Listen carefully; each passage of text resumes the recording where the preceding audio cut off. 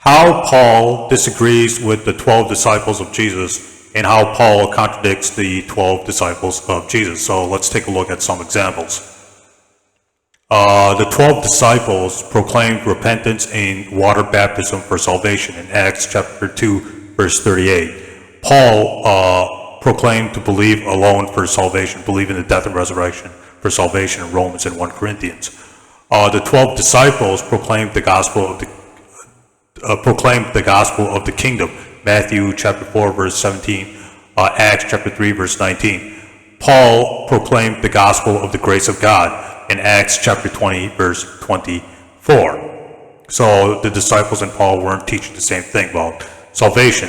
The 12 disciples saved and commissioned within Israel's borders in Matthew chapter 16, verse 13, Matthew chapter 16, verse 16 to 17. Paul was teaching to the Gentiles in Acts chapter 9, verse 3. He was taking it outside of Israel's borders.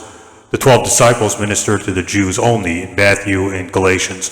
Paul ministered to the Gentiles, the non-Jews in Romans, Galatians, etc. So this is just some of the many examples of how Paul and the disciples contradict each other.